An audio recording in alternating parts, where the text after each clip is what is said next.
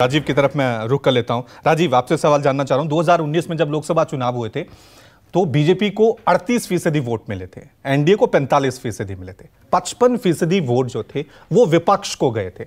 और राहुल गांधी यही दावा कर रहे हैं कि ये जो विपक्षी अलायंस है, इंडिया अलायंस है, ये 60% जनसंख्या का प्रतिनिधित्व करता है और हम बड़ी आसानी से, एक शब्द यूज किया उन्होंने, हम बड़ी आसानी से बीजेपी को हरा देंगे। क्या वाकई में ये इतना आसान चैलेंज है 60% जनता को एकजुट करना, उन वोटों को एकजुट करना और बीजेपी को 2024 में आसानी में हरा देना? आपका विश्लेषण।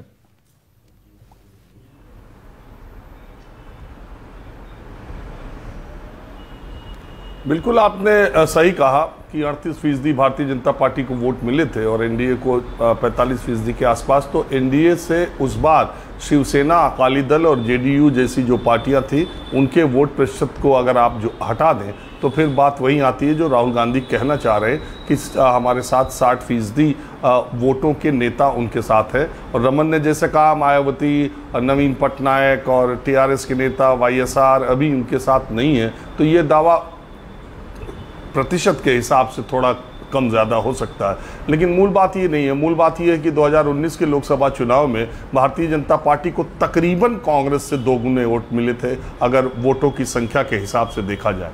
दूसरी बात है कि जो बात 2014 में थी, जो बात 2019 में थी, वो बात 2024 में नहीं है। आप देखिए, प्रधानमंत्री नरेंद्र मोदी जब पहली बार आए थे 14 में, तो एक नई हवा के झोंके की तरह, एक ताज़ी हवा के झोंके की तरह, जब देश हर तरफ से उदास, परेशान दिखाई दे रहा था, आम लोग हताश दिखाई दे रहे थे, जब तमाम जगह भ्रष्टाचार की और तमाम चीज़ें ऐसी सामने आ रही थी, ऐसे वक्त में प्रधानमंत्री एक नई उम्मीद के तौर पर आए थे और देश ने उनको हाथों हाथ लिया था और एक नई उम्मीद उनसे जाहिर की थी। 5 सालों के कार्यकाल में मैं नहीं जाता कि उन्होंने क्या किया क्या नहीं किया, लेकिन जब दूसरी बार चुनाव हो रहा था तो लोगों के मन में ये बात थी कि प्रधानमंत्री को एक मौका और मिलना चाहिए और उनको उससे भी ज़्यादा सीटें मिली, उससे भी ज़्यादा समर्थन मिला। लेकिन आज जब 10 साल हो जाएंगे, 10 साल के बाद जब चुनाव होंगे, तो शायद वो दूसरी कार्यकाल या और देख लेना चाहिए वाली बात नहीं है। तीसरी बात यह है कि ये 10 साल का कार्यकाल में देश के विपक्षी दलों को भी इस बात का एहसास हो गया कि प्रधानमंत्री नरेंद्र मोदी के चेहरे से अकेला उनका कोई चेहरा लड़ नहीं सकता। ये सारे के सारे ये जानते हैं कि 2024 का चुनाव एक निर्णायक मोड़ पर पहुंचा है और अगर इस बार इकट्ठे ना हो गए, इसीलिए बार बार ये कह रहे हैं कि अपना नुकसान करके भी हम 2024 में बीजेपी को हराएंगे। इसका मतलब सीधा सीधा साफ है कि नुकसान ये करने के लिए तभी तैयार है जब इनको लगता है कि अकेले जाने में, इन्हें अकेले लड़ने में इन्हें वो सफलता नहीं मिली, 2 बार नहीं मिली, कई राज्यों में नहीं मिली, तो इसके लिए एक गठबंधन बनाया जाए। निश्चित तौर पर अगर इस गठबंधन की सीट शेयरिंग सही तरीके से हो गई और ये गठबंधन जैसा अभी तक पटना, बेंगलुरु और मुंबई में दिखा है, अगर ऐसा ही 2024 के चुनाव तक रहा तो लड़ाई, मैं नहीं कहता कौन जीतेगा, लेकिन लड़ाई इतनी रोमांचक होगी, इतनी मज़ेदार होगी, इतनी टक्कर होगी कि उस चुनाव में मज़ा, मैं कहता हूँ कि मज़ा आएगा। और एक मैच जैसे होता है ना, जब आप क्रिकेट मैच देखते हैं तो अगर चेज करना हो बहुत ज़्यादा रन तो ज़्यादातर लोग टीवी स्विच ऑफ कर देते हैं, या आपके विकेट ज़्यादा गिर जाएं तो आप देखना बंद कर देते हैं। ठीक इसी तरह से आज के 8-10 महीने पहले, आज के 6-8 महीने पहले 2024 के चुनाव दिखाई देते थे जिसमें कि लगता था कि कोई रोमांच, कोई टक्कर नहीं है, प्रधानमंत्री नरेंद्र मोदी तीसरी बार हैट्रिक एकदम आसानी से मार लेंगे। मगर इंडिया ने जिस तरह से ये एकजुटता दिखाई है, अगर ऐसी ही बनी रही, मैं बार बार अगर इसलिए कह रहा हूँ कि देखिए, प्रधानमंत्री के खिलाफ जो लड़ाई की बात है उसमें राहुल गांधी, कई विपक्षी दलों के नेता ये मानते हैं कि उसमें राहुल गांधी लीड लेने के चक्कर में बहुत बार जल्दबाजी कर जाते हैं। अभी जो खबर मुंबई से आ रही है, मुंबई की जो बैठक हुई इंडिया की, उस बैठक से पहले राहुल गांधी ने प्रेस कॉन्फ्रेंस कर दी और उस पर अडानी पर हमला बोला। और इंडिया के बहुत सारे नेताओं को ये बात, खास करके ममता बनर्जी को, उसमें उन्होंने अपनी नाराज़गी दिखाई भी। क्यों? क्योंकि सारे अपने अपने छत्रप ही है, सब गए थे कि किसी ने भी अपनी तरफ से प्रेस कॉन्फ्रेंस नहीं की थी। जो मेजबान दलों के नेता थे उन्होंने एक दिन पहले की थी।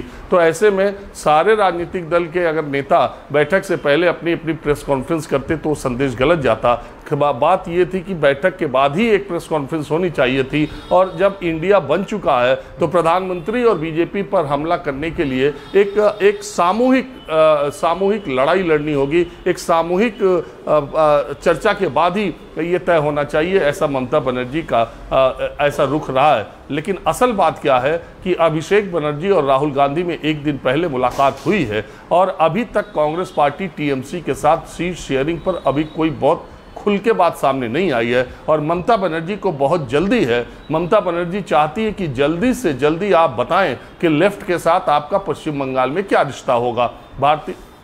आपको पता है कि हाल के दिनों में, पीछे के दिनों में अगर कांग्रेस से लेफ्ट के भी रिश्ते अच्छे रहे हैं, बजाय इसके कि केरल में वो एक दूसरे के खिलाफ लड़ते रहे।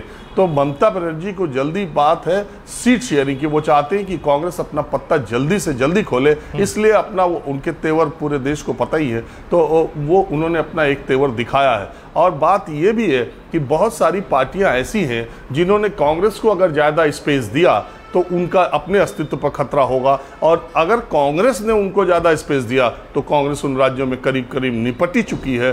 तो जैसे अरविंद केजरीवाल है दिल्ली में और पंजाब में, जैसे ममता बनर्जी है पश्चिम बंगाल में। दूसरे राज्यों में जहां कांग्रेस के साथ गठबंधन से दूसरे राजनीतिक दलों की सरकारें चल रही हैं या लंबे समय से, वहां दिक्कत नहीं है। झारखंड में कोई दिक्कत नहीं है, बिहार में कोई दिक्कत नहीं है, महाराष्ट्र में कोई दिक्कत नहीं, मध्य प्रदेश, राजस्थान, इन राज्यों में कोई दिक्कत नहीं है, साउथ के स्टेट्स में भी कोई दिक्कत नहीं।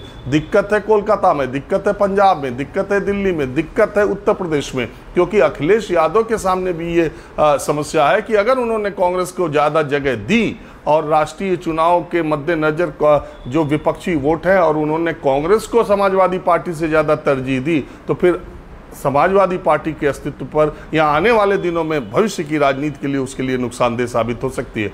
तो ये बहुत सारी चीज़ें हैं। ये ठीक है कि मोदी को 38% वोट मिले, इनको अगर विपक्षी दलों को देखा जाए 60% मिले, लेकिन ये 60% सब एक साथ आ जाएंगे और ये ऐसे ही बने रहेंगे, ये सबसे बड़ा सवाल है। बिल्कुल बिल्कुल, बहुत बड़ी चुनौती है। दावे किए जा रहे हैं दोनों तरफ से, सरकार की तरफ से भी और विपक्ष की तरफ से, कि सरकार कह रही है तीसरी टर्म में हम आएंगे। और उधर से विपक्ष, संजय राउत का बयान था कि भाई इंडिया अलायंस को तो हराना मुश्किल ही नहीं, नामुमकिन है। किसके दावे कितनी मजबूती के साथ 2024 में सामने नजर आएंगे, देखने वाली बात होगी। चर्चा की शुरुआत करते हैं